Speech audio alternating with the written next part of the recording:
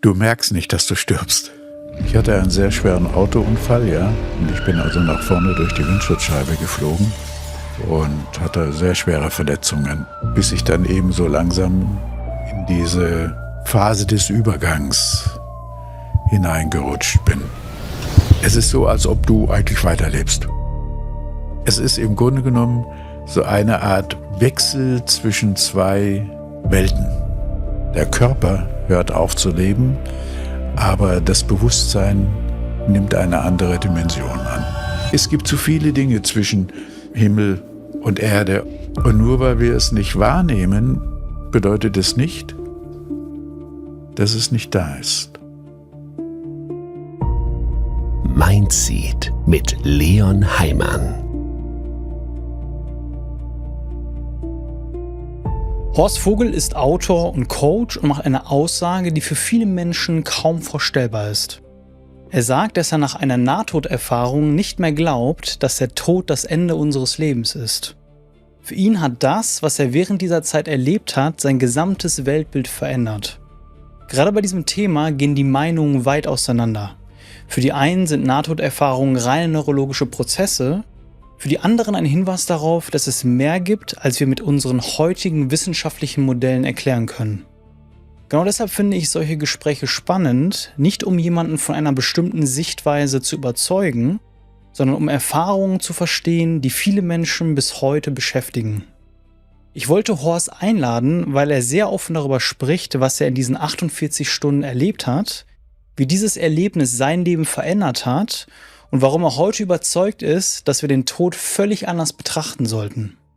In dieser Folge erfährst du, was während einer Nahtoderfahrung passiert, warum sie ihm die Angst vor dem Sterben genommen hat und weshalb er glaubt, dass unser heutiges Verständnis von Bewusstsein und Leben noch unvollständig ist. Und wenn die Gespräche wie dies hier gefallen, dann würde ich mich wirklich sehr darüber freuen, wenn du den Kanal einmal kostenlos auf YouTube oder Spotify abonnieren würdest. Damit unterstützt du den Kanal und sorgst dafür, dass wir weiterhin solche Gespräche führen können. Ich wünsche dir ganz viele spannende Erkenntnisse bei dieser Folge Mindseed Podcast, deinem Ort für mentale Gesundheit und persönliche Entwicklung. Horst, wir möchten heute über ein Leben vor oder nach dem Tod sprechen. Und du hast mir gesagt, dass du der tiefen Überzeugung bist, dass es das gibt und das aufgrund deiner eigenen Erfahrung, deiner eigenen Nahtoderfahrung, die du gemacht hast. Vielleicht können wir einfach mal damit einsteigen. Was hast du da erlebt? Das ist falsch formuliert. Es ist nicht erlebt in dem Sinne, wie wir Leben bezeichnen. Es ist einfach eine Wahrnehmung. Eine Wahrnehmung, die sich mit Worten kaum beschreiben lässt, weil die Wörter, die wir benutzen, immer an Bilder gebunden sind. Beziehungsweise, wenn wir sprechen, interpretieren wir Bilder aus unserem Denken. Aber dieser Prozess ist eine Art Wahrnehmung ohne Bilder. Es ist, ich würde mal sagen, so eine Art kausales Wissen. Mhm. Und das ist eben mehr Wahrnehmung und Empfindung, also fühlen, aber eben ohne Wörter. Und deswegen lässt sich das auch sehr, sehr schwer beschreiben. Und wenn ich dazu etwas sage, dann benutze ich natürlich Wörter und dann sind daran natürlich auch immer wieder Bilder gebunden. Und das ist manchmal ein bisschen kompliziert. Fangen wir mal an. Was ist denn überhaupt passiert, dass du eine Nahtoderfahrung hattest? Also hattest du einen Unfall? Ich hatte einen sehr schweren Autounfall, ja, an dem ich gar nicht wirklich beteiligt war. Ich war als Beifahrer nebendran. Wann war das? Das ist 1963 gewesen. Okay, schon lange her. Wie alt warst du da? Überrascht mich jetzt, 27 vielleicht, Okay. sowas. Ja. Ja, relativ jung, ja. Ja. 25, 27. Genau wüsste ich, wenn ich jetzt anfange zu rechnen. Mhm. Ja, ich saß als Beifahrer und auf der Autobahn zwischen Frankfurter Flughafen und Main ist ein Autofahrer Amok gefahren. Und er hat also nicht nur unser Auto zustande gefahren, also das Auto, in dem ich saß, sondern auch noch 2, 3 andere davor.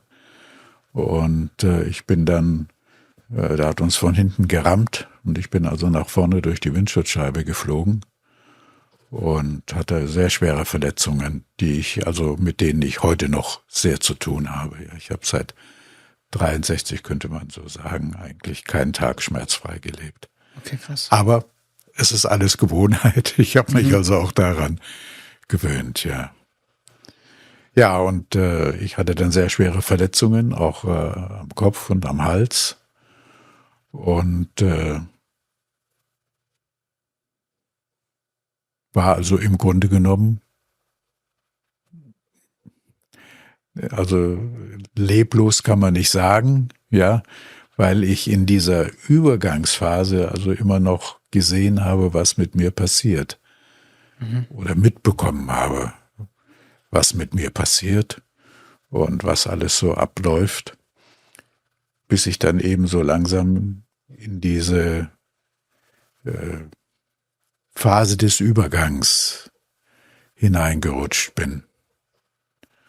Und die äußere Wahrnehmung, also dessen, was geschieht, das kann man in etwa bezeichnen wie man schwebt außerhalb oder ist außerhalb des Körpers und sieht, was mit dem Körper geschieht, so wie auf einem Videoaufzeichnung, so könnte ich das beschreiben, bis dann eben diese äußere Wahrnehmung immer mehr schwindet und schwindet und schwindet und diese Art innere Wahrnehmung einsetzt, was wir im Sterbeprozess, was mir eben auch aufgefallen ist, man ist in diesem Sterbeprozess nicht wirklich tot, ja, es ist, diese Wahrnehmung bleibt immer da, der Körper hört auf zu leben, aber das Bewusstsein nimmt eine andere Dimension an. Also das, was wir als Bewusstsein hier im lebenden Zustand bezeichnen. Nimm uns mal mit rein in diese Perspektive.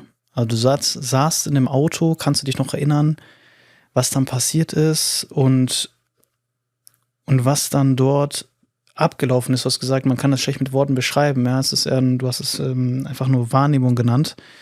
Aber kannst du uns mal richtig mit reinnehmen in die Perspektive, dass wir uns das mal so ein bisschen vorstellen können, was du dann dort wahrgenommen hast und was du gespürt hast und was du im Nachhinein auch noch gedacht hast? Also wieder, wenn ich Worte benutze, stehen hier in dieser Ebene Bilder dahinter, die es aber so dort nicht gibt. Also möchte ich noch mal ausdrücklich betonen. Aber wenn du den Prozess noch mal hören möchtest, es ist also so, dass du in diesen Momenten eine Art Empfindung hast, du bist außerhalb des Körpers. Du hast vielleicht sicherlich mal diese ersten Aufzeichnungen, Video- und Filmaufzeichnungen gesehen der Astronauten, die aus ihrem Raumschiff aussteigen oder auch aus der ISS im Augenblick aussteigen, dass die mit so einem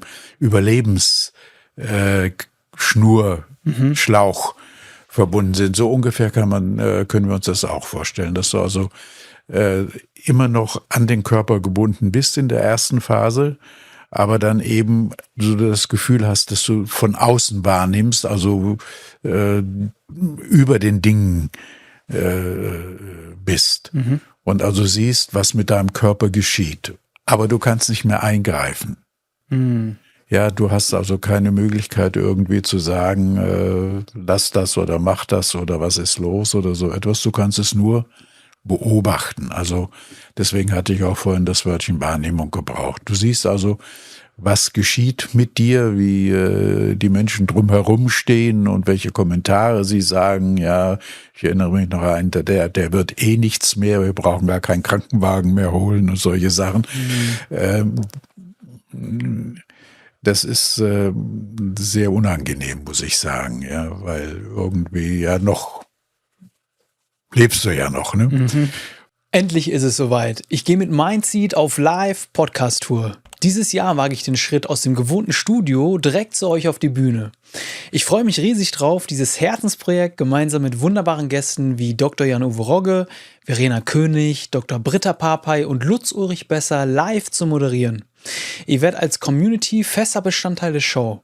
Ihr könnt euch aktiv am Gespräch beteiligen und wenn ihr mögt, sogar selbst zu uns auf die Bühne kommen. Euch erwartet also kein klassischer Frontalauftritt, sondern ein gemeinsames Erlebnis auf Augenhöhe mit Raum für echten Austausch, auch über die Show hinaus. Ich kann es kaum erwarten, euch persönlich in Berlin, Hamburg, Stuttgart und Düsseldorf zu sehen. Ihr sichert euch eure Plätze, den Link zu den günstigsten Tickets findet ihr direkt in den Shownotes oder auf meinen Social-Media-Kanälen. Ich freue mich auf euch.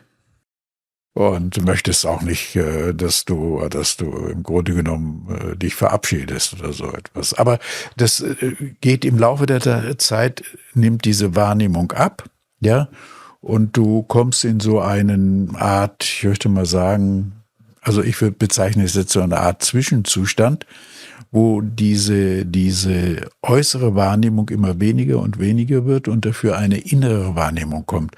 Und das ist jetzt etwas auch, das hatte ich früher schon oft gehört, ja, dass man eben in diesen Sterbeprozess seine Verwandten wieder sieht und die Freunde und so weiter. Und das ist ja auch dieser Prozess, den wir erleben, dass wir eben plötzlich diese Innenschau haben. Und natürlich sehen wir dann die Menschen, denen wir im Leben begegnet sind, wieder. Und dann sagen dann eben auch, ja, also ich sehe meine Verwandten da wieder und Vater und Mutter und Geschwister und Onkel, Tanten, Freunde und so weiter. Ja, sehen wir ja natürlich, klar, weil wir eben diese Innenschau dann haben und das Leben läuft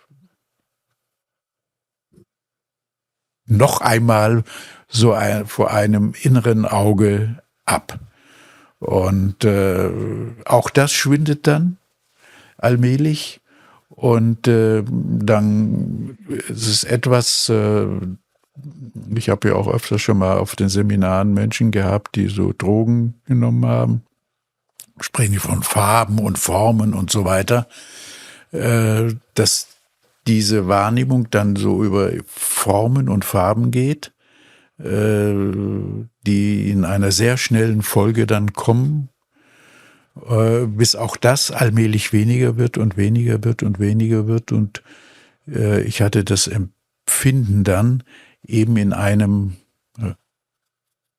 man konnte auch nicht sagen Raum, weil es kein Raum mehr ist, ja, in einem Moment bin, in dem eben eine unwahrscheinliche Wahrnehmung für all das, was war, teilweise auch das, was kommt,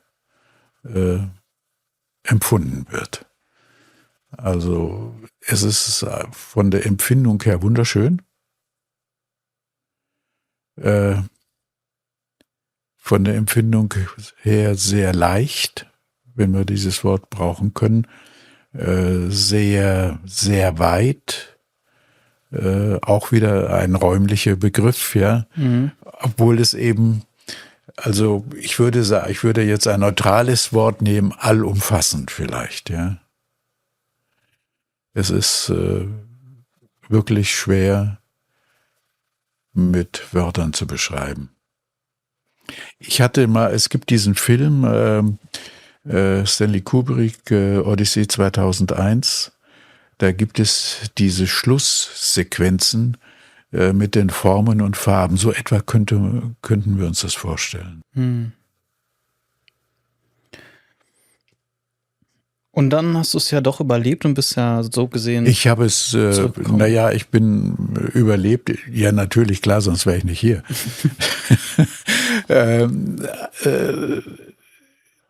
Wobei ich sagen muss, wenn mich die Ärzte in Ruhe gelassen hätten, in Anführungszeichen, dann wäre es das gewesen. Ja, dann würde ich auch nicht hier sitzen könnte über diese Sequenzen etwas sagen.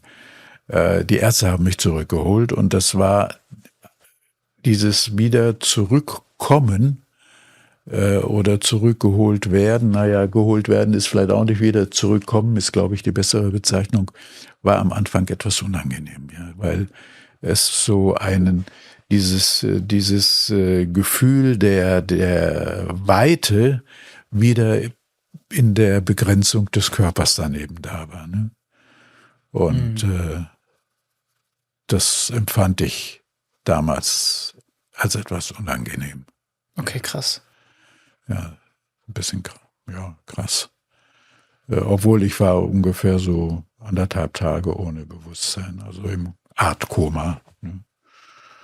Und in diesem komatösen Zustand, und das fand ich dann eben auch wieder hochinteressant, zumal ich hatte es ja so, du liest ja oder hörst sowas ja immer hin und wieder mal, ne? Aber dann eben selbst erlebt, dass eben ich meine persönliche Geschichte sehen konnte, was mich dann eben auch zu der Überzeugung gebracht hat, und zwar Geschichte, Historie jetzt in die Vergangenheit hinein, dass es eben für mich nicht nur ein Leben gibt, dieses, was ich im Augenblick hier führe, sondern es ist auch eine Reihe von Lebzeiten davor gegeben hat. Und dass ich eben in dieser rückschauenden Erfahrung oder Betrachtung eben erkannt habe, dass wir eben sehr viele Konflikte haben, ungelöste Konflikte. Es gibt da diese Psychologin Zeigarnik-Effekt, dass wir uns immer an unerledigte Dinge eher erinnern als an vollendete. Ich möchte einmal ganz kurz einsteigen, Horst, bevor wir da reingehen. Ich möchte gern besser verstehen. Also du hast gesagt, du konntest dich an Lebzeiten von davor erinnern. Kannst du das noch mal erläutern? Also wie kann man sich das vorstellen? Es sind Filme. Ich Was hast denke, du dass gesehen? in unserer Erinnerung diese Dinge alle gespeichert sind. Aufgenommen, erlebt und abgespeichert sind. Was hast du denn da gesehen? Ja, mich selbst nicht so, wie ich heute aussehe, sondern wie in den damaligen Lebzeiten empfunden, was ich getan habe, was ich nicht getan habe. Das Interessante ist, dass wir uns mehr an unvollendete Dinge erinnern, als an erlebte und abgeschlossene. Also ich bezeichne es heute als nicht konfrontierte, dass wir uns an nicht konfrontierte Erinnerungen erinnern, die Konflikte erzeugt haben, die ungelöst geblieben sind.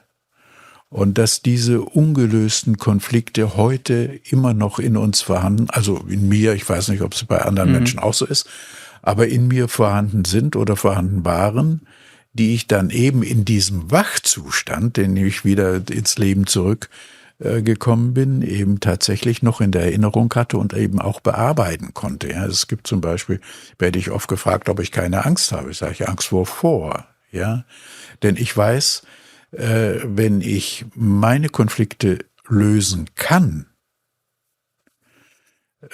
dann ist es interessant, sind die immer gebunden auch an andere Menschen. Also alle Konflikte, die wir haben, sind immer gebunden an andere Menschen. Ich würde sagen zu 95%, ja. Und die Erfahrung, die ich dann hinterher wieder gemacht habe, war, dass ich diese Konflikte mitgenommen habe in diese Existenz, in dieses Leben. Und dass ich sie als Angebot aus meiner Umgebung immer wieder bekommen habe, um sie zu lösen. Und wenn ich dann gelöst habe, dann habe ich immer für zwei gelöst. Ich habe gelöst für mich und ich habe gelöst für den, der daran gebunden war oder ist. Ja. Und das war natürlich eine ganz wunderbare Erfahrung. Und viele unserer Ängste bestehen eben darin, dass wir diese Konflikte mit uns nehmen, ohne dass wir im Normalzustand die Möglichkeit haben, sie erstens zu betrachten und zweitens die Ursache zu finden und drittens sie auch tatsächlich aufzulösen. Und zwar können wir alle diese ungelösten Probleme auch aus diesen Vorzeiten, in Anführungszeichen, eben heute wiederfinden. Und wir finden immer die Lebenssituationen, in denen diese alten, ungelösten Konflikte uns heute im Alltag wieder begegnen und wir sie eben auflösen können. Wenn wir wissen, die Voraussetzung ist halt, dass wir wissen, wie wir sie finden, der erste, und die zweite, dass wir wissen, wie wir sie lösen können.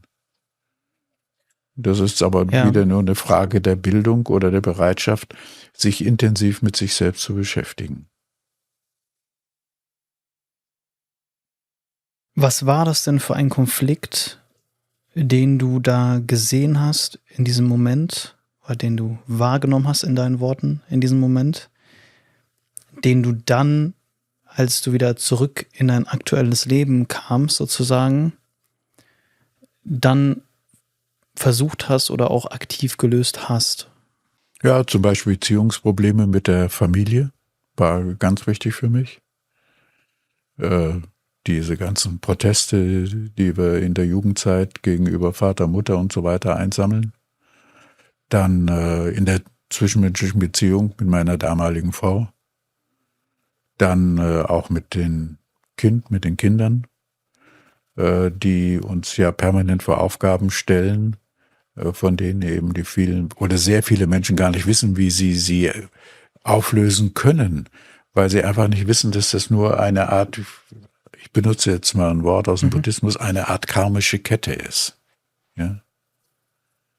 Und ich finde auch dieser Begriff der karmischen Kette eine sehr gute Beschreibung, weil es eben, ich müsste jetzt ein bisschen ausholen. Bitte. Wir leben ja hier in einer zweipoligen Welt. Ich glaube, das hatten wir das letzte Mal ja schon ganz kurz betrachtet, in der jedes Ereignis einem behindernden und einen fördernden, einen Minus- und einen Pluspol hat. Und dass das, was wir erleben, immer das ist, worauf wir schauen, das heißt, worauf wir uns fokussieren. Und diese ungelösten, in uns vorhandenen, ungelösten Konflikte werden uns hier wieder als Lernprozess angeboten. Und jetzt ist wieder die Frage, woraus schauen wir? Schauen wir auf den lösenden oder schauen wir auf den behindernden Teil? Die meisten Menschen, nicht aus böser Absicht, aber vielleicht nur, weil sie diese Zusammenhänge nicht kennen oder auch nicht kennenlernen wollen, schauen wir immer auf den behindernden Bereich. Und das ist eben auch das, wenn ich jetzt mal einen Bezug wieder auf unsere heutige Gesellschaft herstelle, um zu zeigen, wie diese Zusammenhänge sind. Heute klagt jeder nur über die schlechten Zeiten und über die Probleme und über die Politik und die Politiker und. Es ist immer ein einziges Gejammere und Geklage. Wir schauen immer nur auf den behindernden Pol. Anstelle diese Behinderung als Aufforderung zu begreifen, etwas aufzulösen. Also die einfachste Art und Weise wäre, dass ich nicht über etwas mich beklage, sondern bewusst machte, was ist der Gegenpol dazu? Oder die Wandlung oder die Umkehrung. Wie kann ich anstelle mich gegen etwas zu kämpfen, für etwas zu kämpfen? Das heißt also, dass ich mich aus diesem behindernden Pol in den fördernden Pol bewege.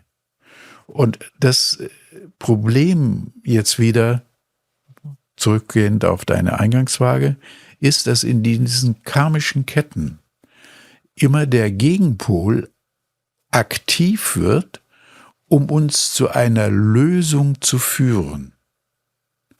Aber das bedeutet, ich müsste jetzt also zumindest mal die Poligkeit wechseln können. Und dieser Wechsel in der Poligkeit würde bedeuten, ich höre einfach auf zu protestieren, sondern wir sprachen das letzte Mal auch über das Nein, du erinnerst dich, auf die andere Seite zu wechseln und zu sagen, okay, das geschieht und das ist mein innerer Widerspruch dabei. Wieso widerspreche ich? Oder wieso protestiere ich? Was ist der Grund dafür? Und dass ich dann eben anstelle des Nein oder des Protestes oder der Ablehnung mir bewusst mache, wogegen protestiere ich in diesem Augenblick? Was ist die Ursache dafür? Und dass ich dann einfach anstelle der Ablehnung oder des Protestes dem anderen den Grund für den Widerspruch mitteile. Meine Meinung oder Auffassung, Erfahrung ist so und so und so. Wie ist denn deine?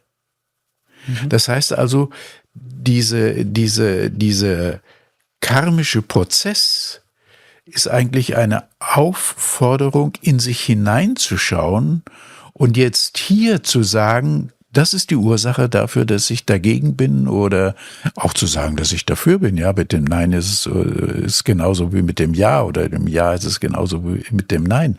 Dass ich einfach erkläre, was für mich in diesem Moment die Ursache war, um das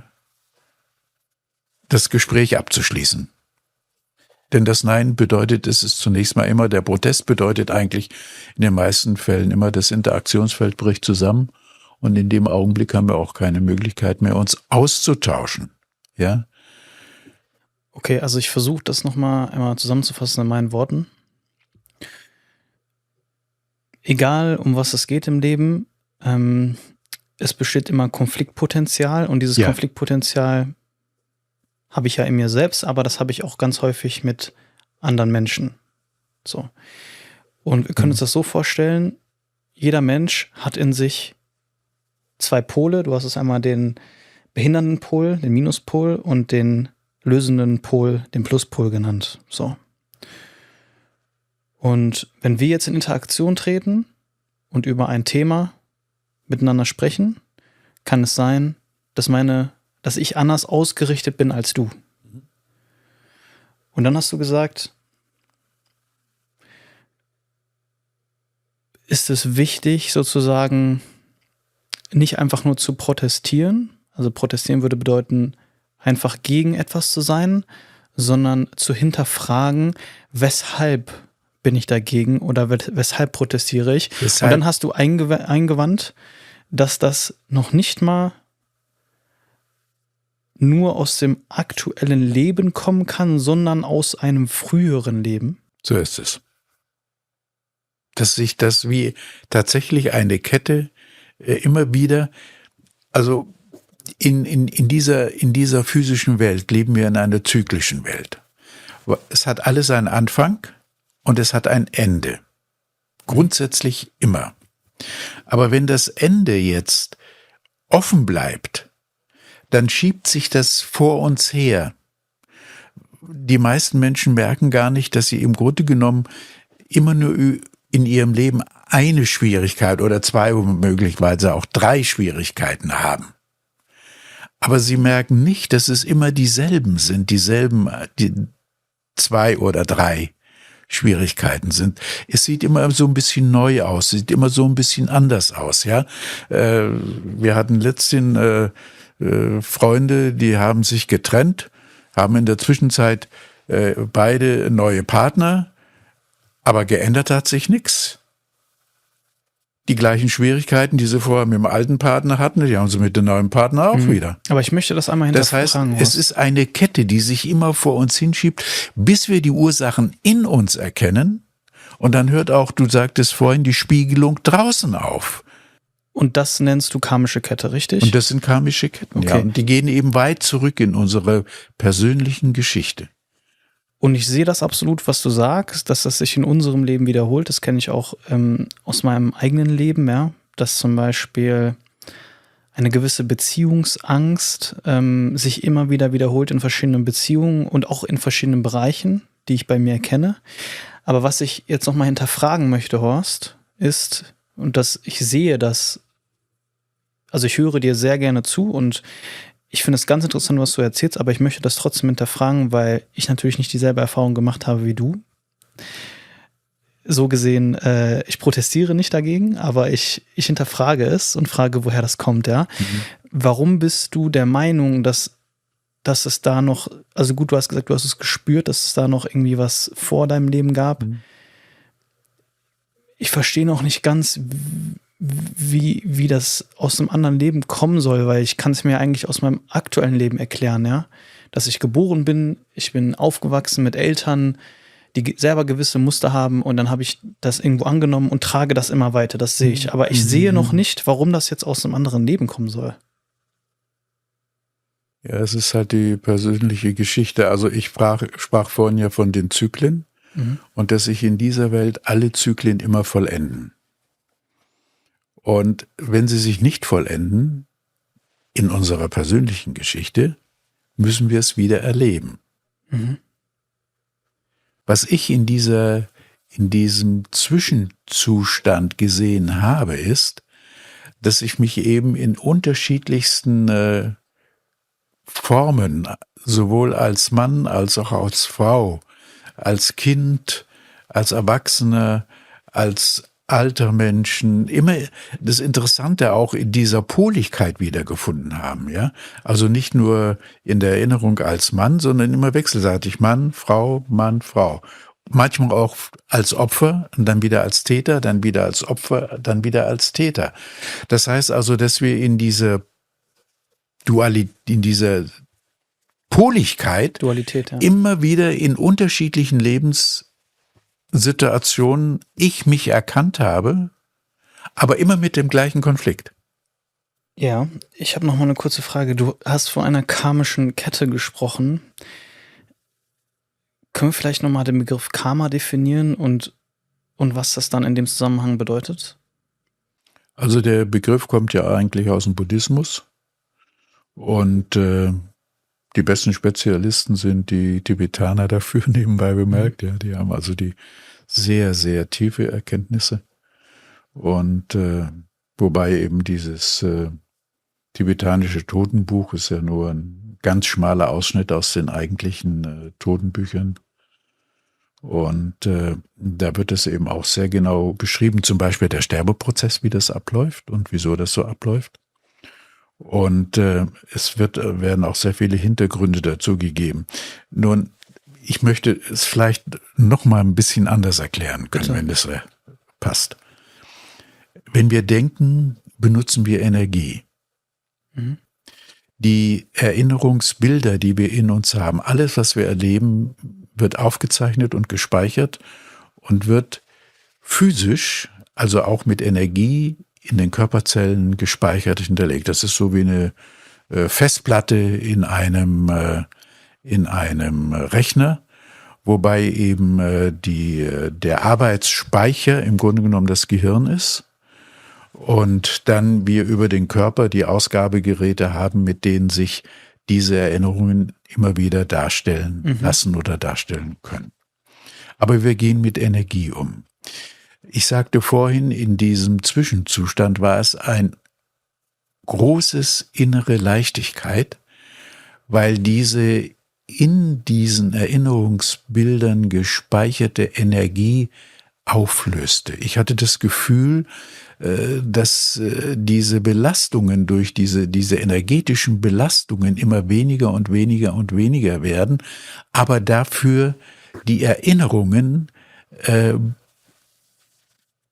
besser von mir wahrgenommen wurden, die jetzt, ich würde jetzt wieder sagen, jetzt in dieser Zusammenhang die Bilder, die daran geknüpft sind.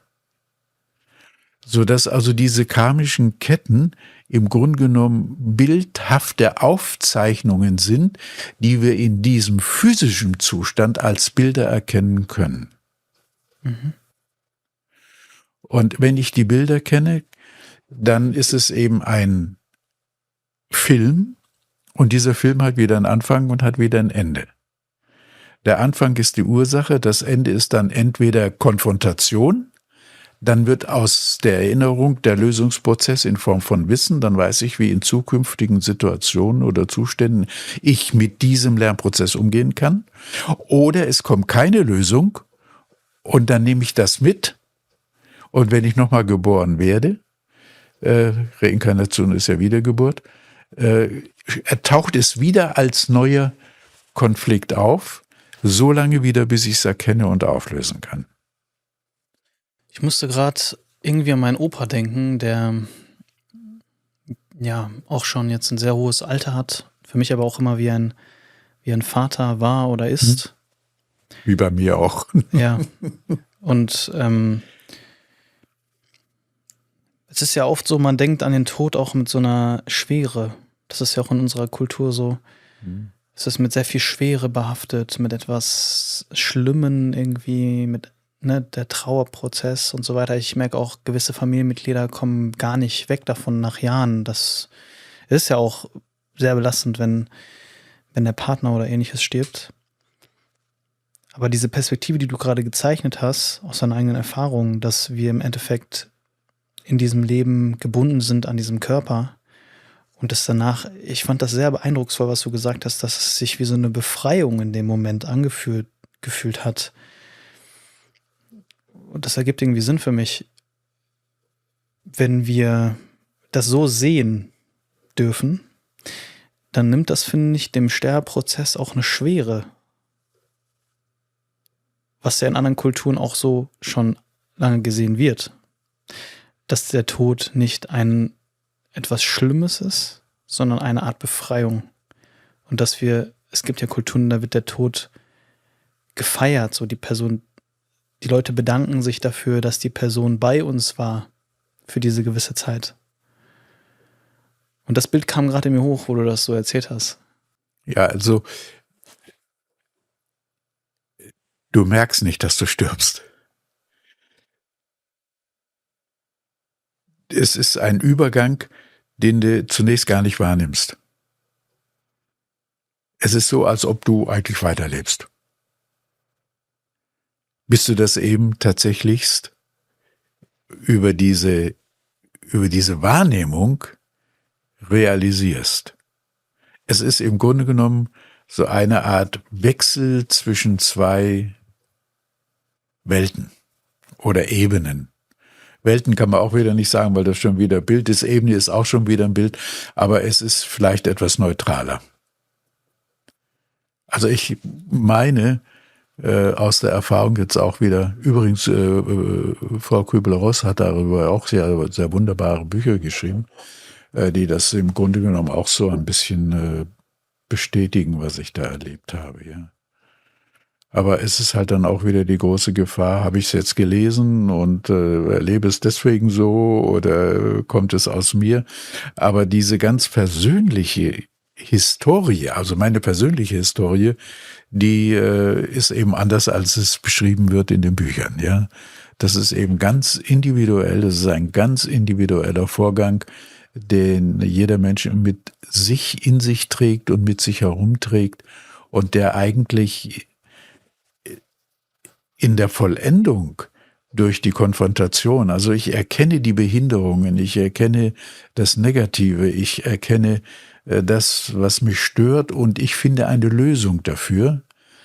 Das ist eben dieser, wie ich finde, wunderbare Prozess, weswegen ich dann eben auch sagen kann, alle Ursachen, die wir gesetzt haben, können wir lösen, aber nur ich kann sie für mich lösen, ich kann sie nicht für andere lösen. Nur wenn ich es für mich löse, löse ich immer mindestens für zwei, also immer für mich und für den, der in irgendeiner Art oder Weise oder Form daran beteiligt ist. Ja, das ist eben auch für mich war das eine wunderbare Erfahrung, weil ich eben in vielen oder in allen, naja, ich weiß nicht, in allen vielleicht nicht, aber in den meisten meiner Lebensbereiche eben eine völlig neue Erfahrung machen konnte und die dann eben auch eine Harmonie erzeugt haben zwischen mir und den Beteiligten. Ja. Und das ist eben, hat sich dann eben auch nicht nur in der Familie abgespielt, das hat sich in meinen beruflichen Bereichen abgespielt. Ich hatte eine wesentlich höhere Wahrnehmung danach über zwischenmenschliche Abläufe und ich konnte auch genau sehen, in Anführungszeichen, was der andere denkt. Also ich konnte sogar seine ungelösten Konflikte zum Teil empfinden und war auch in der Lage, dann eben eine Hand zu reichen, könnte sagen, okay, wir können mal drüber reden, wenn du das möchtest. Ich kannst mich jederzeit ansprechen, aber du musst zu mir kommen, ich komme nicht zu dir. Ja, also du musst es mir sagen. Das muss aus dir kommen und dann können wir mal gucken, ob wir beide eine Lösung finden. Denn in dem Moment, in dem du zu mir einen Protest hast oder einen Widerspruch hast, bin ich daran beteiligt. Also kann ich dir unter Umständen auch eine helfende Hand reichen. Und das ist eben, ich weiß nicht, so eine wunderbare Erfahrung, ja, dass es im Grunde genommen so einfach ist. Und dass ich mich eben oft frage, ob wir unseren Individualismus so narzisstisch pflegen müssen, wie das die meisten Menschen tun, ja. Und was eben auch in den einigen der Kommentare, die zu unserem vorherigen Gespräch kamen, eben sagen, ja, wieso muss ein Mensch Schreckliches erleben? Ja, wieso muss wird eine Frau vergewaltigt oder ein Mann wird vergewaltigt oder ein Kind stirbt oder so etwas? Ich würde sagen, das hängt damit jetzt wieder mit Energie zusammen, dass eben in dem Leben dieser Menschen etwas passiert ist, dass sie das erleben mussten. Täter, Opfer, Opfer, Täter. Ja, und dass sie vielleicht in diesen Momenten eine Art Spiegel bekommen, an dem sie sich orientieren könnten. Denn wieso bin ich, wenn mir etwas passiert, zu dieser Zeit an diesem Ort? Wir machen eine ganz kleine Pause, in der ich euch einmal daran erinnern möchte, wenn ihr das Video hier auf YouTube schaut, einmal auf den Like-Button zu klicken und wenn ihr das Ganze auf Spotify anschaut oder anhört, uns bitte einmal eine Bewertung zu hinterlassen. Damit sorgst du dafür, dass weiterhin solche Gespräche führen können. Danke für eure Unterstützung und jetzt zurück zur Folge. Kannst du das nochmal erläutern? Weil ich glaube, das haben viele Menschen nicht verstanden und können das nicht nachvollziehen, weil wenn sie beispielsweise vergewaltigt werden, Ja, dann sind sie das waren eine der häufigsten Kommentare. Also die Aussage von dir war ja, wenn dir etwas passiert, bin ich die Ursache. Dann gibt es einen Grund dafür und du bist die Ursache. Und dann haben viele protestiert. Ja. Wie kann ich die Ursache dafür sein, dass ich vergewaltigt werde? Ja, das haben viele Menschen überhaupt gar nicht nachvollziehen können. Vielleicht. Ja, weil sie eben, und das ist jetzt eben eine Art Angebot, einmal in sich zu schauen, wieso ist das so? Wo habe ich hier Ursachen gesetzt? Das muss gar nicht in diesem Leben gewesen sein, ja.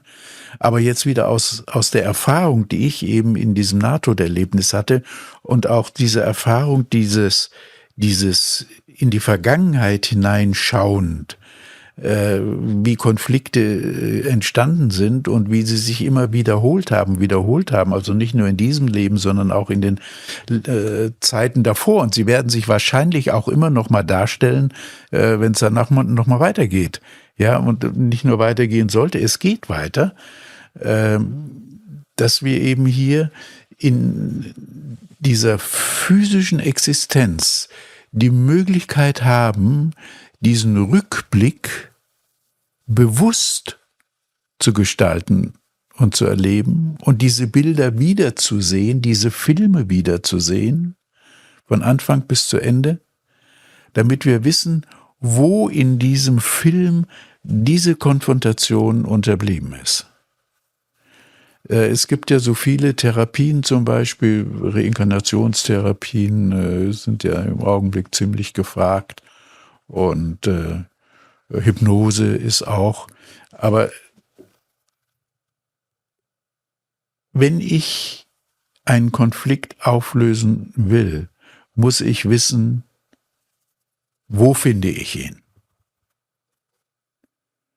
Und wie alles in dieser physischen Welt, es findet immer an einem gewissen Ort, zu einer gewissen Zeit, in einem gewissen Umfeld statt. Also wir würden sagen, in diesem esoterischen Begriff im Hier und im Jetzt. Wenn ich also den Lösungsprozess haben möchte, dann muss ich innerlich wach sein. Wenn ich hypnotisiert bin, bin ich nicht innerlich wach. Dann kann zwar der Hypnotiseur ganz bestimmte Erinnerungsbilder aktivieren, aber das ist immer nur Ausschnitt. Das ist so, wie wenn ich mit einem Blitzlicht eine Situation aufleuchten lasse, aber ich weiß nicht, was war davor und was war danach. Und ich brauche aber das davor und danach. Denn ich weiß nicht, ob in dem Moment, wo was aufblitzt, ob da der Konflikt stattgefunden hat. Also brauche ich, wenn ich diese Rückschau machen will, den gesamten Ablauf eines Ereignisses vom Beginn bis zum Ende, um ihn zu konfrontieren. Das heißt also, das Negative, das Behindernde zu erkennen und jetzt durch das ist eine rein intellektuelle Frage dann auch eben, eine Lösung zu finden. Die Lösung muss von mir vollzogen werden können, das heißt, ich brauche die Fähigkeiten dazu und ich brauche die Möglichkeiten dazu. Und wir haben immer nur die Fähigkeiten und die Möglichkeiten, oder wir haben immer nur die Konflikte, die wir lösen können. Das heißt, wir haben die Fähigkeiten und die Möglichkeiten. Ich will nochmal auf diesen Protest eingehen. Und ich versetze mich jetzt nochmal in die Lage von den Leuten, die gesagt haben, ich verstehe das nicht, warum du sowas sagst. Wenn ich jetzt rausgehe später, ja, und sagen wir mal, ich bin eine Frau, weil das passiert eher Frauen als Männern, und dann werde ich vergewaltigt. So. Warum hat das dann was mit mir zu tun? Und warum muss ich dann auf mich schauen, bin ich dann nicht eher das Opfer und der Täter müsste doch auf sich schauen. Beide. Warum? Also was hat das mit mir zu tun, wenn ich in eine Situation komme, die ich nicht geplant habe, die ich nicht gestalten kann, wo ich machtlos bin, wo ich keine Handlungsfähigkeit habe? Das ist jetzt wieder das, was ich probiert habe zu erklären mit dieser karmischen Kette. Es könnte ja sein, dass ich als Mann eine Frau vergewaltigt habe. Und in der Poligkeit bin ich jetzt wieder eine Frau, die vergewaltigt wird. Würde ich den ersten Prozess, also den ursprünglichen Ursache für diesen Konflikt finden, dann muss ich das jetzt nicht mehr erleben. Okay, also deine Theorie ist, Ja. In meinem vorherigen Leben war ich vielleicht ein Täter und deswegen bin ich in meinem jetzigen Leben ein Opfer. Und unter Umständen im nächsten wieder der Täter. Täter. Aber wie soll man, wenn das wirklich so ist, dass sich Sachen spiegeln von Leben zu Leben, wie soll man das auflösen können? Indem ich finde, wo der erste Fall war und den überprüfe hier im Leben, wo bieten sich diese Möglichkeiten an, dass sich das wiederholt. Geh mal weg von diesem Extrembeispiel. Weg von Ort und Zeit. Und gehen wir mal rein in ein anderes Beispiel. Ich würde das gerne einmal verbildlichen. Sagen wir mal, ich habe einen Konflikt in mir, der sich immer wieder spiegelt von Leben zu Leben. Wie löse ich den auf? An einem Beispiel. Indem ich das erste prägende Ereignis finde und konfrontiere. Nicht im Gegenpol bleibe, sondern akzeptiere, es ist so gewesen, ich habe das gelebt, ich habe das getan, ich mache mir das bewusst und damit vollendet sich dieser Zyklus. Er hat keine Energie mehr und er schiebt mich nicht wieder in das nächste Ereignis hinein, in der Poligkeit oder im gleichen Pol. Es ist sehr schwierig zu begreifen. Deswegen hatte ich auch gesagt, es ist in unserer christlichen Tradition noch schwieriger, es zu begreifen, weil wir ja eben nicht in diesem Leben, vor dem Leben und nach dem Leben in Existenz waren oder wieder sind, sondern wir sagen, das Leben ist zu Ende und es kommt dann irgendwann in fernen Jahren das jüngste Gericht. Und das ist eben auch wieder sehr interessant, die Guten auf der einen Seite, die Schlechten auf der anderen Seite, sodass also hier auch schon wieder diese Poligkeit selbst am jüngsten Gericht vorhanden ist, der aber keine Lösung anbietet. Böse hinunter, gut, rosa Wolke. Ich verstehe, was du meinst. Das heißt, du sagst, das, was hier viele Menschen glauben in unserer christlich geprägten Gesellschaft, ist, dass das Leben Anfang und ein Ende hat. Und wenn uns dann was passiert, dann ist es so, als wären wir machtlos. Es gibt ein Opfer und einen Täter und that's it. Und so, genau. Und das wiederum, wenn ich das jetzt richtig verstanden habe, führt dann auch zu einer gewissen Handlungsunfähigkeit und man fühlt sich auch als Opfer. Und wenn man aber das anders sieht, so wie zum Beispiel im Buddhismus, dass es ein Leben vor und nach dem Tod gibt, das keiner beweisen kann und so weiter, aber wenn man davon ausgeht, dass sich Sachen spiegeln, dann gibt einem das eine gefühlte Handlungsfähigkeit, weil man sich selber immer wieder in den Beziehungen sieht und davon ausgeht, dass ich immer meinen Teil dazu beitrage. Oder beigetragen habe. Dass sich jetzt eben physisch realisiert. Und das ist eben in unserer augenblicklichen westlichen Gesellschaft ein bisschen schwierig aufzuzeigen, zu übermitteln. Weil es ein bisschen damit zu tun hat, zu glauben und aus dieser Fähigkeit des Glaubens die Kraft herauszuentwickeln, es gestalterisch zu nutzen. Das ist, denke ich, so ein bisschen unser augenblickliches Problem. Und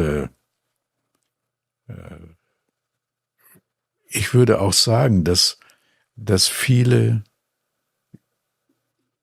Menschen, die im Augenblick so negativ denken, das ist ja nicht nur hier in Deutschland so nebenbei bemerkt, das ist ja in Österreich, das ist in Frankreich, in England, das ist im Grunde genommen, ist es in der ganzen Welt, ja. Diese falsche Umgang mit kausaler Energie, dieses Festhalten an der Widersprüchlichkeit und dieser Versuch, es mit Gewalt zu beenden, das lässt sich nicht mit Gewalt beenden. Mal angenommen, unser Planet oder unser Sonnensystem oder der Kosmos ist auch ein Lebewesen. Und da sind jetzt so viele Wesen da, die in einer solch behindernden Tendenz denken. Das ist so vielleicht, wie wir einen Schnupfen haben. Dann wird natürlich unser Körper hier alle Immunkräfte aktivieren, um diese negative Behinderung im Körper zu beseitigen, damit der Körper wieder gesund wird. Vielleicht hat dieser Planet mit uns eine ähnliche Erfahrung gemacht und sagt, so viele Menschen denken so negativ, ich muss mein Immunsystem aktivieren und dem Ende einfach mal ein Ende bereiten. Ich weiß nicht, ob dann dieser Planet Antibiotika nimmt oder so etwas nimmt, aber vielleicht gibt es eine Schwingungsänderung. Ja. Ganz allgemein. Und eine andere Frequenz oder wie auch immer wir das bezeichnen wollen, ja. Ich könnte mir vorstellen, also mal angenommen, dieser Planet ist ein Lebewesen, dann hat er ja auch seine Geschichte. Und die Geschichte ist bestimmt länger als unsere zunächst mal 75 Lebensjahre. Dieser Planet besteht seit, was weiß ich, 4 bis 5 Milliarden, unsere Galaxie 14 bis 15 Milliarden Jahre. Da können schon noch ganz andere Dinge passiert sein mit diesem Wesen Galaxie oder Sonnensystem oder Planeten. Dass wir im Grunde genommen auch so eine Art Reflexion sind von solchen Prozessen. Aber, und das glaube ich auch wieder, diese etwas nihilistische Einstellung, die wir heute haben, hat ja seinen Ursprung in dem Moment gehabt, als Kopernikus erkannte, dass es eben ein Planet ist in einem leeren Raum. Und dass sich dann über unsere deutschen Philosophien Kant hauptsächlich eben dieser Nihilismus entwickelt hat. Ich behaupte, dass wir Kinder dieses planetaren Systeme, dieser planetaren Systeme sind. Und dass wir hier auf diesem Planeten einen Brennpunkt haben, in der sich Bewusstsein entwickelt, um diese Konflikte zu lösen.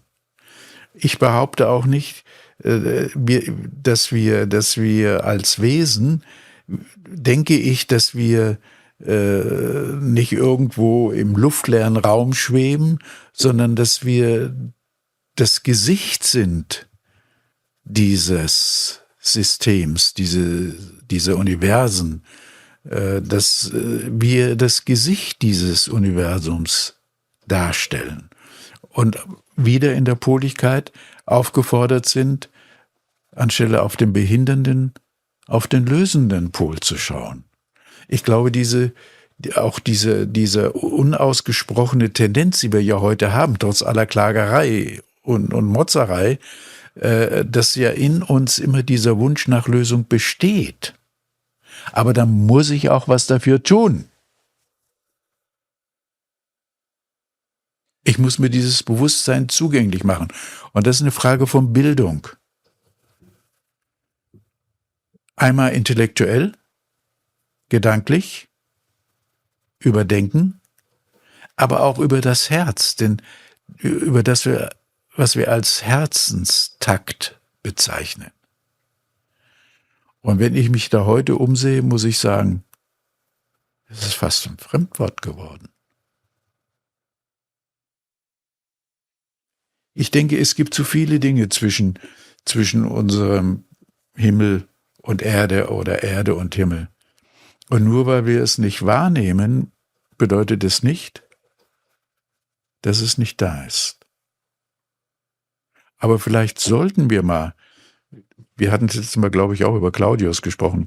Ja, du seht ja den Mond dort stehen, der ist nur halb zu sehen. Ja, und es gibt viele Sachen, die wir getrost verlachen, weil unsere Augen sie nicht sehen. Ja.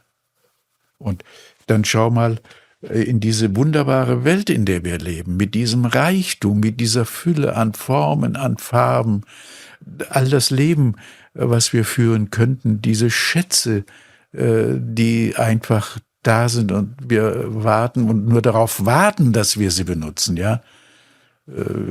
Kennst du sicherlich auch Trinko-Auge, was die Wimper hält, Trinko-Auge von dem Überfluss der Welt, ja. Wieso trinken wir nicht? Wieso motzen wir? Wieso beklagen wir uns? Da muss ich mich fragen, wieso klage ich? Und ich muss die Klage formulieren. Und wenn ich sie formuliere, kann ich das Gegenteil erkennen. Und wenn ich das Gegenteil erkenne, kann ich lösen.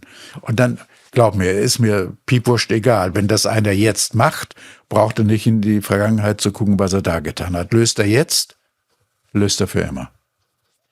Aber es ist einfacher, das erste prägende Ereignis zu finden. Denn dann springt die Kette weg. Das erste Ereignis gelöst, löst die gesamte Kette auf. Und das ist das Angebot zum Beispiel von Karma und Buddhismus und Karma. Ja. Finde das erste Ereignis und konfrontiere es, löse es und dann kannst du in Frieden leben. Du bist ja jetzt 89. So ist es ja.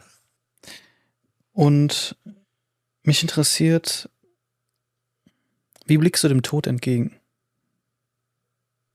Also durch meine Erfahrung sehr gelassen. Ich würde ihn nie willentlich herbeiführen. Denn das widerspricht auch wieder dem kausalen Gesetz. weil es gibt noch einige Dinge, die ich erledigen muss und will. Und wenn meine Zeit gekommen ist, dann werde ich dieses Geschenk mit Freude entgegennehmen. Und würdest du versuchen, also mein Gefühl ist, dass wir als Menschen schon versuchen, den Tod aufzuhalten. Und also ich habe darüber schon mal ganz am Anfang, wo ich den Podcast kreiert habe, erzählt, da ist meine Oma gestorben vor einigen Monaten. Und beide Omas von mir hatten Krebs. Und das wurde natürlich versucht zu bekämpfen. Und am Ende war es eigentlich nur eine Riesenqual für die beiden. Und im Endeffekt hat der Krebs deren Körper aufgefressen. Und dann sind sie halt irgendwann gestorben. Und es war einfach nur ein sehr großer Leidensprozess für die Familie als auch für sie selbst. Und da habe ich so ein bisschen die Perspektive bekommen, wir versuchen manchmal Dinge zu bekämpfen, wo wir gar nicht wissen, in welche Richtung das gehen. Und die Wahrscheinlichkeit auch sehr hoch ist, dass es einfach in einem sehr großen Leid endet. Leiden. Für den Betreffenden. Genau, richtig. Und würdest du, also wie ist deine Haltung dazu? Siehst du das auch so, dass wir versuchen, den Tod zu bekämpfen? Und würdest du ihn in deinem Fall so gesehen versuchen zu bekämpfen? Nein. Also zunächst mal,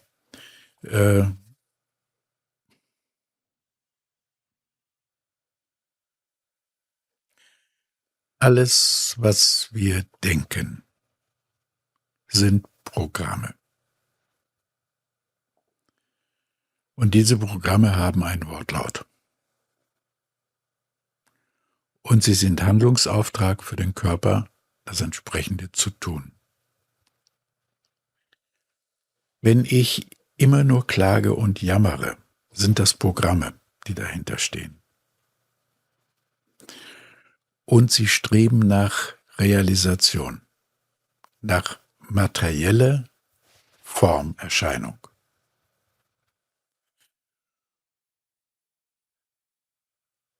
Das heißt also, wenn ich Krebs habe und jedes Mal, wenn ich das Wort Krebs denke, ist es der Auftrag an den Körper, mir zu beweisen, dass es das gibt. Das heißt, ich müsste in dem Augenblick wirklich lernen, anders zu denken. Ich dürfte das Wort gar nicht mehr benutzen. Ich müsste mir mein Leben anders strukturieren. Etwas anderes essen, trinken, vielleicht eine neue Lebensaufgabe oder so etwas finden für mich. Das heißt, ich müsste aus meinem gewohnten, in Anführungszeichen, Leben aussteigen und es auf eine neue Schiene setzen, auf ein neues Gleis. Und das kann ich bestimmen. Aber dann dürfte ich nie wieder über meine Krankheit reflektieren und wenn, sofort in den Gegenpol gehen. Und das ist eben auch etwas, was die meisten Menschen nicht tun. Schließlich habe ich Krebs. Aus. Da ist keine Perspektive mehr. Schließlich ist Ende. Das Wort schließt ab. Also immer wieder, wir sprachen noch das letzte Mal darüber, ist die Art und Weise, wie ich meine Gedanken wörtlich formuliere, ausschlaggebend wieder für das, was passiert. Also setzt dieser Prozess, und das gilt auch für diese karmischen Ketten, im Grunde genommen schaue ich auf etwas und über die Umkehrung oder die Wandlung oder die Neutralisation oder über den nächsten Gedanken, für was tue ich etwas, für was kämpfe ich, ist eine andere Richtung. Das heißt also, wenn ich krank bin, dann kann ich durch ein geändertes Denken das überwinden. Und das bezieht sich eben nicht nur auf die Krankheit, das bezieht sich im Grunde genommen auf all das, was wir nicht erleben wollen. Wenn ich etwas nicht erleben will, dann muss ich mir das bewusst machen, was ich nicht erleben will, und ich muss die Antwort finden, was will ich erleben. Und dann muss ich überprüfen, habe ich die Fähigkeiten dazu, ich habe es vorhin gerade schon mal gesagt, und habe ich die Möglichkeiten dazu, und wenn sie mir fehlen, kann ich mich hinsetzen und lernen. Ja, kein Hexenwerk. Aber ich muss es tun. Kein Arzt kann mir helfen, wenn ich nicht zum Beispiel gesund werden will. Wenn ich nicht gesund werden will, dann kann der tun und lassen, was er will. Das schafft es nicht. Und auch hier wieder, unser Körper ist doch ein so Wunderwerk, das doch mit allem wirklich fertig werden kann, wenn ich ihn entsprechend dazu den Freiraum anbiete oder vielleicht sogar Zielprojektionen, Ziele zeige, die er gemäß seinen Möglichkeiten, Fähigkeiten erreichen kann oder lernen kann, damit umzugehen. Wir haben mit unserem Denken, finde ich, ein so wunderbares Instrument, dem Körper zu sagen, was ihm gut tut und was ihm schädigt. Aber wir müssen es tun. Ja, und es gibt eben so viele Sachen, wenn ich jetzt wieder sehe, wie viele junge Leute rauchen und dann, ja, Nikotin ist schädlich, dann rauchen sie so eine E-Zigarette und so weiter, ist genauso schädlich. Ja, dann tun wir etwas, was den Körper schädigt. Und wir wissen es. Wie kann ich wissen, was dem Körper abträglich ist und es trotzdem tun und mich hinterher beschweren? Das ist auch wieder so ein schönes Wort. Beschweren. Ich beschwere mich. Aber eigentlich, wenn ich mich beschwere, will ich mich doch erleichtern. Aber da muss ich ja auch denken, ich möchte mich erleichtern. Und dann muss ich wieder fragen, das, was ich jetzt tue, beschwert es oder erleichtert es?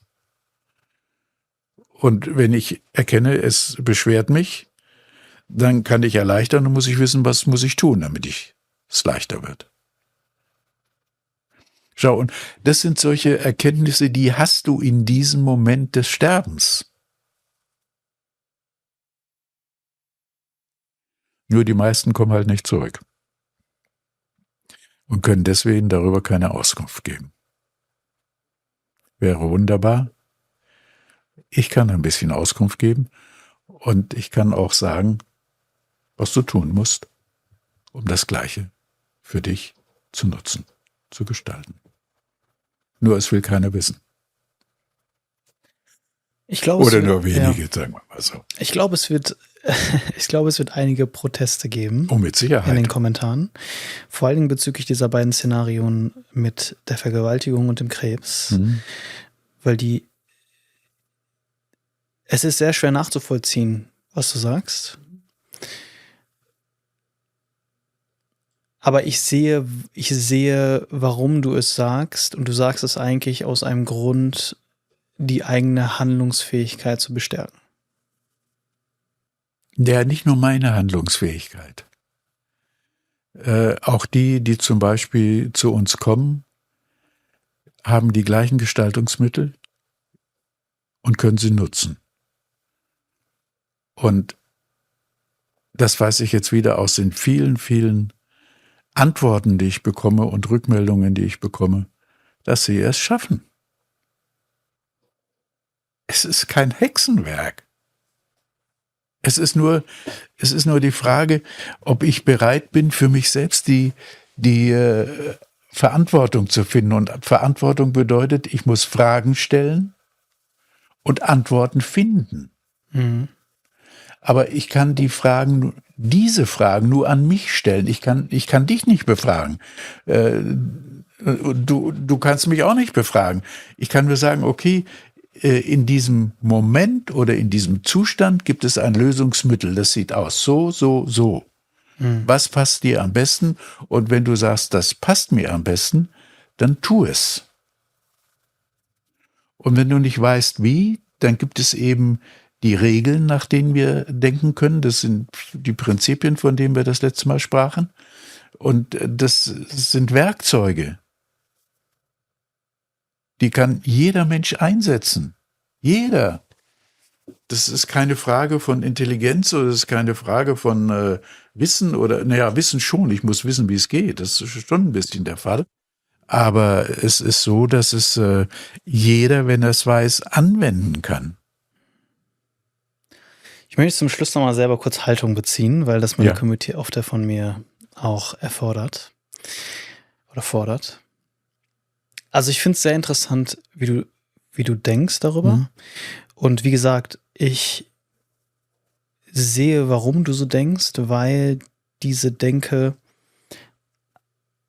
ursprünglich aus dem Buddhismus hast du erklärt, dazu führt, dass wir eigentlich in unserer Handlungsfähigkeit bestärkt werden wollen. Aber ich sehe es als problematisch. Wir haben jetzt Extrembeispiele genannt, ne? Ich glaube, Krebs, Vergewaltigung und so weiter, das führt zu sehr, sehr, sehr viel Leid. Mhm. Und ich meine, in der Gesellschaft gibt es auch oft so Sätze wie, ja, warum hat sie sich denn so angezogen? Ist ja kein Wunder, dass ihr das passiert ist. Und solche Sachen, ja. Das heißt, es besteht die Gefahr bei solchen Aussagen, denke ich. Man nennt es heutzutage auch Victim Blaming, also das Opfer zu beschuldigen dafür, dass es dem Opfer passiert ist. Und ich glaube, wir bewegen uns da gerade wirklich an einer sehr starken Grenze, dass Leute das auf jeden Fall falsch verstehen werden. Und ich sehe aber, dass du das überhaupt gar nicht so meinst. So. Ich selbst bin in dieser westlichen Kultur aufgewachsen, mit dem Anfang und Ende des Lebens. Und ich habe selber diese Erfahrungen nicht gemacht, die du gemacht hast. Dementsprechend kann ich es nicht nachvollziehen, aber ich öffne mich dafür und versuche es nachvollziehen zu können. Was mir gefällt an diesem Ansatz ist, ich glaube, das ist wirklich ein Problem in unserer Gesellschaft. Wir denken sehr viel in Trennung. Ja, Mann, Frau, schwarz-weiß. Das gehört dir, das gehört mir. So. Und wir vergessen, das große Ganze zu sehen. Und ich denke, das ist das, was du auch ansprichst. Es sind mehr, also weg von der Trennung hin zur Verbundenheit. Weg vom Täter-Opfer hin zu, es ist ein Prozess. Es ist ein Prozess, richtig. Genau. Das ist das, was ich sehe, wenn du mir das erzählst. Auch wenn es mir wirklich, es fällt mir schwer, das nachzuvollziehen, weil das geht gegen mein ganzes Denken. Das denke ich auch, ja. Und nicht nur gegen deines. ja. Mehrzahl denkt so. Ja. Und weist eben das weit von sich. Ja. Und damit auch die Lösung. Lass uns das am Ende noch mal einmal zusammenfassen. Du hast von diesen beiden Polen gesprochen. Der behindernde Pol, der lösende Pol. Und du hast gesagt, es gibt die Möglichkeit, sich zwischen diesen Polen praktisch zu positionieren. Wenn wir das jetzt nochmal zusammenfassen, wie finde ich die Mitte? Naja, so weit entfernt ist es auch nicht von unserem augenblicklichen Denken. Der goldene Mittelweg wird ja immer wieder lautstark propagiert. Ich würde sagen, das ist der Punkt der geringsten Beeinflussung von behindern und fördernd. In der ich eben, ich glaube, ich weiß nicht, ob wir das letzte Mal schon gesagt haben, ich kann mit dem Auto fahren und ich kann bremsen, ich kann Gas geben oder ich kann die Geschwindigkeit halten. Und ich meine, dieses Beispiel lässt sich auf alle unsere Lebenssituationen übertragen. Wobei es nicht bedeutet, dass wir alles akzeptieren müssen oder dass wir neutral sein müssen. Jeder von uns hat die Möglichkeit, seine Meinung, seine Vorstellung, seine Ansichten zu sagen. Ja, also im Augenblick noch. Die Möglichkeiten, das, was er denkt, zu sagen. Aber wir brauchen immer einen, der bereit ist, es auch zu hören. Und der dann nicht mit Widerspruch reagiert, sondern wirklich hört und dann vielleicht fragt, wo liegt die Gemeinsamkeit? Und wenn wir diese Gemeinsamkeit finden, dann wäre das dieser goldene Mittelweg, dann wäre das dieser Pol der geringsten Beeinflussung, denn dann haben wir das Behindernde, das Negative und das Fördernde, das Positive aus der Einflusssphäre herausgenommen und können neu entscheiden. Wobei natürlich dann dieser Prozess der Poligkeit von neuem beginnt. Und hier liegt eben jetzt die Fähigkeit eines Wesens, eines Menschen, sich tatsächlich kausal immer weiter zu entwickeln. Und in diese Leichtigkeit des Lebens zu kommen, die ich zum Beispiel in dieser Auflösung der Grenzen empfunden habe. Das lässt sich hier in diesem physischen Leben tatsächlich erreichen. Und ich kann zeigen, wie es geht, wenn es einer hören will. Denn das ist übertragbar. Das kann man zeigen.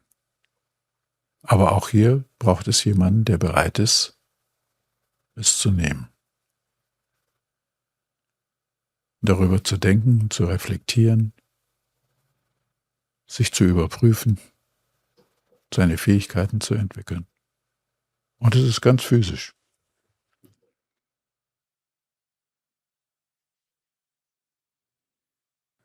Horst, am Ende des Podcasts stellen wir dieselbe Frage. Stell dir vor, du könntest jetzt einen Satz an die Menschen rausschicken, den sie alle lesen werden. Welcher Satz wäre das?